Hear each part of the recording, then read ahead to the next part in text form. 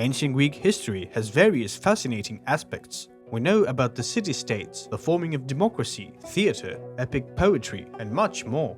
But the everyday life of the ancient Greeks remains rather unknown. In today's episode, we will take a look at what the ancient Greeks ate. We will mainly focus on the archaic and classical periods. The climate of ancient Greece varied depending on the region. The coastal lands and overall the biggest part of Greece had a Mediterranean climate with usually long, dry summers and wet, mildly cold winters. In northern Greece and on the high mountains of the mainland, the climate was usually colder and much wetter, with constant rainfalls during the spring and fall and frequent snowfalls during the winter. Greece is around 75% mountainous, but their soil is usually thin and cannot be cultivated easily. The remaining 25% is good farmable land. The largest rich plains of the mainland were in Thessalia, Messenia, and Boeotia. The weather in the islands was somewhat different compared to the mainland. The islands usually had a drier climate along with very strong winds. This is more of a general description though, as every island had its own microclimate. Regarding water supply, ancient Greece did not have any large lakes except for the lakes Kopais in Boeotia and Trikonida in Aetolia. As for the rivers, there were thousands of small streams and rivers coming down from the mountains, but most of them would usually dry up or get very thin during the hotter periods of the year. There were some large rivers, among the largest of which were the Aliakmonas, Acheloos, Peneus and Alpheus rivers. The cities that were situated alongside large rivers used them both for cultivation and consumption purposes. Most of Greece, though, depended on the annual rainfall for the crops to grow, meaning that drought or too much rain was always a threat. Because of the rugged terrain, most of the trade was done via the sea. The trade was done mainly between neighboring regions or between the city-states of the same Greek tribe, as the ancient Greeks were most of the time distrustful or even hostile to one another. As you can imagine, the diet of an ancient Greek was different depending on the region he lived, whether he lived in the rural or urban areas of that region, and on his social status. Nevertheless, the ancient Greeks shared many common traits regarding their diet. The Greeks typically had 4 meals a day. The first meal was called akratisma and was taken in the morning. Although some Greeks liked to have a rich akratisma, for the vast majority of them it was a very light meal. Akratisma was usually a piece of barley bread dipped in wine. Sometimes the bread was accompanied with olives or figs. The second meal was called arison and was taken at noon. This was also a very light meal. The third one, called hesperisma, was taken in the afternoon. This meal was optional, as some preferred to not eat anything at all in the afternoon. Hesperisma, like the previous meals, was also light. The last meal of the day was called dipnon and was taken at night. As the richest meal of the day, it usually contained a main dish followed by desserts. The Greeks would go to the market or the Agora, which was usually in the city's center, in order to buy food, or at least the food that they could not produce on their own. There are many descriptions of the Agora, as it was one of the most lively places of the city. Farmers, fishermen and shepherds from all around the region gather in the Agora to sell their products. During the afternoon, when the Agora disbanded, these people would roam the streets of the city with their remaining products to find some extra customers before going home. When the products of the Agora were brought home, the women, sometimes helped by female servants, would start cooking the food, usually outside of the house, in the backyard. When the food was ready, it was served by the servants. If the household did not have any servants, the food was served by the women and children of the family. Usually, the food was eaten on clay bowls. The most common drinks accompanying the meal were water and wine. We will talk about what the ancient Greeks used to drink in a separate video. The Greeks mostly ate with their fingers and used spoons and knives when it was necessary. There were no table forks back then, only large forks used as cooking utensils. They usually sat on chairs to enjoy their food, although certain meals of the day, mostly in rural areas, were taken on the ground, where the people sat on wool rugs. The tables they used were rectangular, although after the Hellenistic period, they mostly used circular ones. Cooking was at an overwhelming majority the domain of the women, but over time some men would take cooking as a profession. These cooks were usually invited to prepare meals in the homes of wealthy families. They would also write cookbooks which contained recipes or provided information on the diet of a specific region. It is from these cooks that we gained most of the information we have today about the ancient Greek cuisine.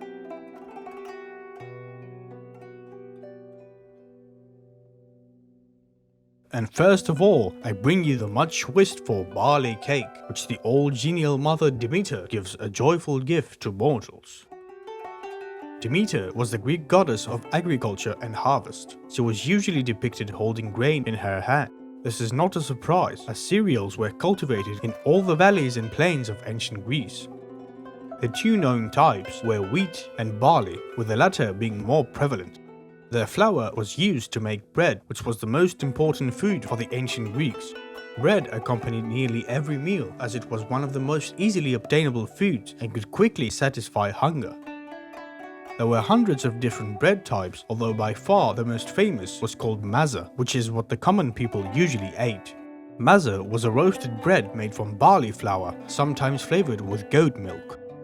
Most of the breads that the common people ate were from barley flour. Although the barley breads were a bit more difficult to make compared to the wheat breads, barley was more plentiful because it was easier to cultivate. The main ingredients that the Greeks added to the dough when making a bread were salt, mint, and fennel. Among the many different types of breads, two of the most famous were tiran artus, which was wheat bread with cheese, and diperon, which was a rusk barley bread. Leavening was a known procedure in ancient Greece. The people usually made their own breads in their homes, but there were also bakeries in many cities from which the wealthier people bought their breads. The most famous bakers were from Attica and Epirus.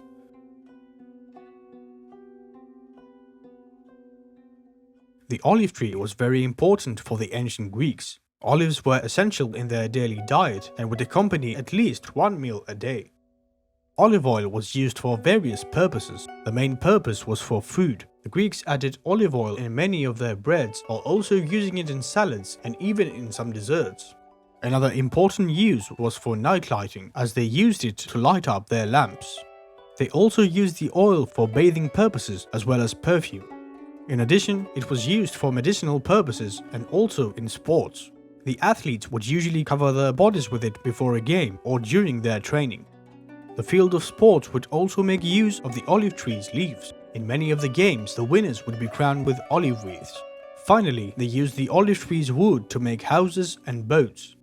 It is no wonder that the olive tree was sacred to the Greeks, especially to the Athenians, as it was one of the symbols of the goddess Athena. Vegetables were highly sought after in ancient Greece. Fresh vegetables were consumed by the inhabitants of rural areas, people living in the outskirts of a city, and the aristocracy.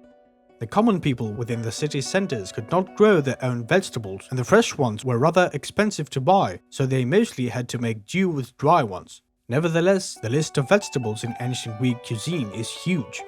Some notable ones are onion, garlic, lupinus, lettuce, leek, purple amaranth, cabbage, artichoke, and green peas.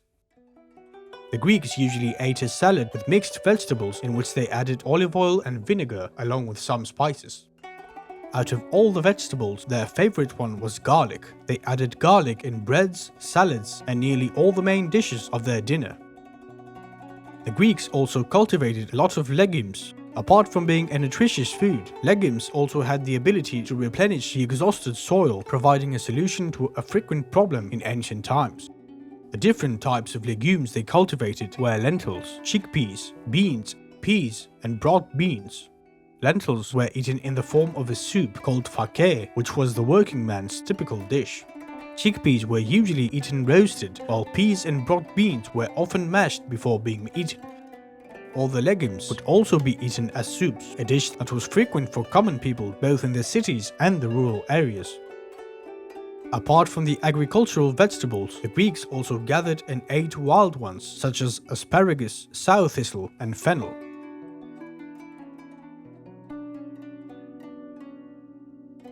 Milk and cheese were produced in nearly all of ancient Greece. The milk that they consumed was almost exclusively from goats. Cow and sheep milk was rare. The people in the countryside loved milk and consumed it in large quantities. Since the milk would quickly get spoiled, the people living in the cities rarely drank milk, although they sometimes used it to add flavor in their bread. Goat milk was also consumed in curdled form, which was a common food in ancient Greece. Another dairy product that the Greeks consumed even more than milk was cheese. It was made either from goat or sheep milk and was produced both in soft and hard forms. Many people would eat cheese for lunch or ariston together with vegetables, but cheese was also used as an ingredient for hundreds of different dishes. In addition, it was part of the diet of the athletes in ancient Greece. Again, the fact that cheese is a livestock product made it more present in the rural areas compared to the urban ones. Butter was known to the Greeks, but with the exception of some northern Greek tribes, they considered it barbaric and did not eat it. Eggs were also consumed a lot in ancient Greece. They usually came from hens and quails. The chicken was introduced around the 7th or 6th century BC from the east and quickly spread all around ancient Greece. The Greeks also ate pheasant and goose eggs. These were rather rare though and were considered a delicacy. The eggs were cooked both soft and hard boiled and were usually eaten as appetizers or desserts. In addition, they used eggs as ingredients for many dishes and were often added to the dough of the bread for extra flavor. The ancient Greeks had many livestock animals, the most prominent of which were goats and sheep, which were present throughout ancient Greece. These animals could graze on the mountainsides and hillsides, where the soil was not much suitable for agriculture, making them the perfect animals to keep as livestock in Greece's mostly mountainous terrain. Another livestock animal that was present in the countryside was the pig, although it was more popular in the cities. Compared to the other animals that needed large areas of land to graze on, pigs would eat anything, making it the only livestock animal that could be easily kept in a city. Regarding the cattle, every farmer who could afford an ox would have one, as they were very helpful for plowing the fields, but breeding cows and bulls for their milk and meat was rare and only practiced by wealthy people. The Greeks also had horses and donkeys, the only livestock animals that were not raised for their meat. They used horses for racing, traveling, hunting, agricultural work, and warfare. Horses were very expensive to maintain, so they were typically only owned by the rich, although there were exceptions to this rule. For example, the region of Thessaly, which had a vast fertile plain, was able to provide large amounts of food both for the inhabitants of the region and their animals. The Thessalians were well known around the Greek world for their horsemanship. Donkeys were kept by a lot of people in the rural areas, mainly for transportation purposes. Meat consumption was common in many regions and extremely rare in others. In the countryside, all meat, excluding cattle, was consumed regularly, especially goats and sheep, but in most cities, meat was very expensive and was rarely consumed. The only meat that was regularly eaten in the urban areas was pork, because as we mentioned, pigs were the only livestock animal that could be kept in a city house. The Greeks usually ate pork meat with a soup or in the form of sausages, which was a common food both for the rich and the poor. Aside from livestock, the Greeks also had poultry, which included chickens, quails, and geese. As we mentioned, chickens were introduced in Greece at the end of the Archaic period. Hens were mainly kept for their eggs and were rarely eaten, while roosters would be eaten typically once every few months. Quails were also raised for their eggs, though the main purpose for raising quails was for quail fights, which was a big betting sport in ancient Greece. Geese were raised both for their eggs and meat, but they were rather rare. Meat consumption also had a ritualistic nature in ancient Greece. Animal sacrifice was the most common religious ceremony. The animals were sacrificed in honor of the gods, either in local festivals or on special occasions. They usually sacrificed the rarest animals such as bulls and roosters, but they also sacrificed more common animals like goats. The ritual was always held in public and was practiced upon an altar. After the animal was killed, the meat was evenly distributed to all the participants and spectators of the ceremony. The people would then cook the meat and hold a feast in public. During the festivals of Panathenea in Athens or in the events of the Hecatomb in Olympia, 100 oxen were sacrificed, but we most certainly know that the vast majority of sacrifices included just one animal. As we mentioned, meat consumption was very different depending on the region.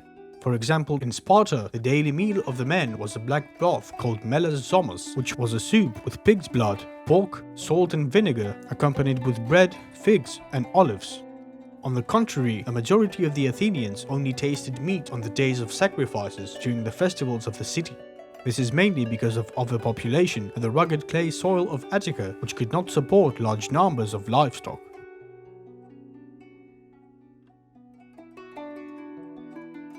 Livestock animals were not the only source of meat in ancient Greece. The people of the countryside, as well as the city-state's elite, loved hunting. The Greeks hunted either with bows and arrows or with traps. Sometimes they rode horses to hunt big game, but they mostly hunted on foot with the help of hunting dogs. They occasionally used bait, mainly pigeons, to attract the animals. They regularly hunted wild boars, hare, and deer, but they would also hunt many different types of birds, including thrushes, blackbirds, golden orioles, partridges, starlings, and wild ducks. Meat from hunting game was considered much more tasty than livestock meat, which usually made it even more expensive than the regular meat in the market.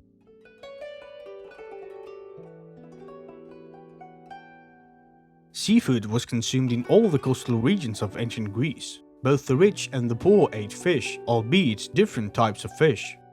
The common people usually consumed the small fish that could be captured in large quantities like sardines and anchovies. These were often eaten alongside barley bread and olives. The wealthier people consumed larger fish, which were more difficult to catch, like yellowfin tuna, ray, swordfish, sturgeon, sea perch, and red mullet. The fish were sold either fresh or salted. The Greeks also ate a fermented fish sauce, which was made from sardines and was added to many different dishes. Apart from fish, the Greeks consumed other seafood as well, like octopus and squid, while they also ate many different shellfish, including shrimp, crabs, lobsters, sea urchins, clams, and mussels. In addition, they ate freshwater fish like carp, pike, and catfish, while the eels from Lake Copais of Boeotia were a delicacy known and loved throughout Greece. The port of Piraeus was a major trade center in ancient Greece, providing the Athenian Agora with products like squids from the region of Eretria, octopi and shellfish from the island of Lesbos, and even salted fish from the Black Sea.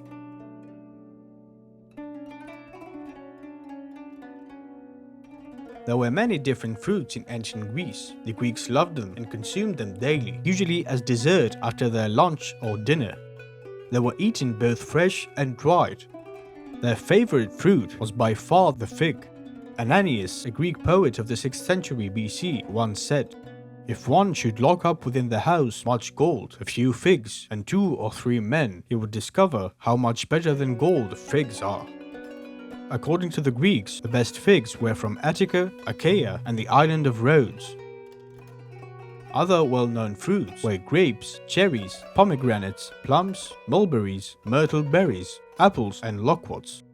The grapes were also used to make wine, which was linked to the god Dionysus. This is why they were considered sacred. We will talk about wine and its religious role in Greek society in the next video. Apples and pomegranates were also considered to be sacred. Nuts were also consumed in vast quantities. They often accompanied fruits as desserts, while they were also used as ingredients in various salads. The most known were beech nuts, walnuts, chestnuts, and almonds. In times of poverty or famine, they would also eat oak acorns. The nuts were eaten both raw and roasted, depending on the dish and the appetite of the individual. The Greeks would also make oil from nuts like almonds, which they added in salads. The ancient Greeks, like every other people in the world, loved spices. They added them in nearly every dish, whether the dish included meat, fish, salad, or bread. The spices they used included myrrh, caper, oregano, spearmint, cumin, cardamom, dill, and sesame.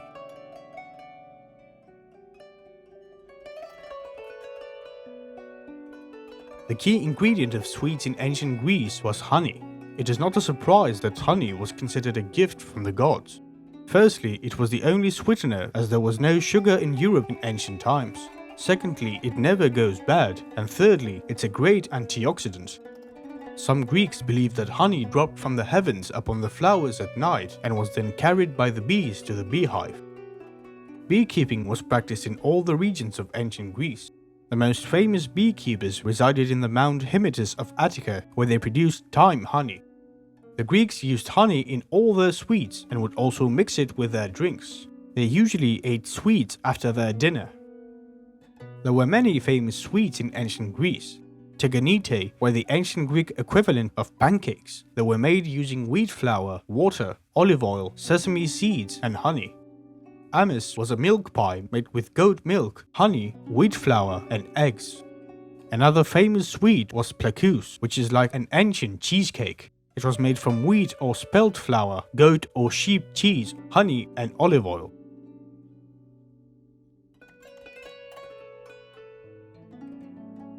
In general, the ancient Greeks believed in moderation concerning food. Gluttony was frowned upon, although as always there were exceptions to this rule. Despite the fact that all the food we mentioned, and even more, was consumed in ancient Greece, there were always problems with many of the city-states, especially the overpopulated ones. As we mentioned, the farmers were largely dependent on the weather. Grain crops would fail once every 4 years, and legume crops would fail even more frequently. Drought and erosion of the land were a constant threat for many regions, while malnutrition was a recurrent problem of the poor people in overpopulated areas. Famines were common in these areas, and in times of food shortage, the people would eat anything to satisfy their hunger, including grass and insects, as stated by Gallienus. Attica is the perfect example. It has thin clay soil, which may have helped the Athenian pottery production, but was not good at all for agriculture. Furthermore, there weren't many sources of water in Attica, and the few that were able to provide a steady supply in the colder months of the year would usually dry up in the summer. This is the main reason that the Athenians turned to the sea to find a better fortune, which they most certainly did. By the beginning of the classical period, they had already cut so many trees to build their ships and homes that they started importing timber from other regions of Greece. The trade, mainly with the Ionian colonies on the Aegean islands and the coasts of Asia Minor and Thrace, was one of the factors that led to the rise of Athens. The Athenians based their diet on what they did have in abundance, which was seafood, figs, and olives. Sparta, on the other hand, was in a completely different situation. It held the biggest territory of all the city-states in ancient Greece. The rich plain of Messenia, which they had conquered long ago, offered an abundance of food. The people that worked in the fields were called Helots. They were the original inhabitants of Messenia, now subjugated by the Spartans. The Spartan citizens did not work in the fields, they were all soldiers. Controlling a rich plain and producing all they needed meant that they were not dependent on the sea or on trade with other city-states. In order for Sparta to remain self-sufficient, the policy that the city-state established was that the Spartan citizens should never eat excessively and should always have large quantities of food in storage for desperate times. This policy served Sparta well, since we have no evidence of famine in the region, at least not in times of peace.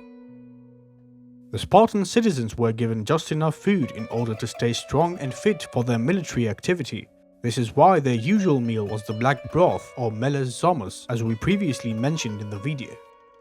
The Spartans could enjoy sweets only on the days of the festivals. They also ate in a different manner than most Greeks. The male citizens did not eat at home, they would eat together in public while sitting on benches. This practice was called syssitio and was also a custom in a few other Doric city-states.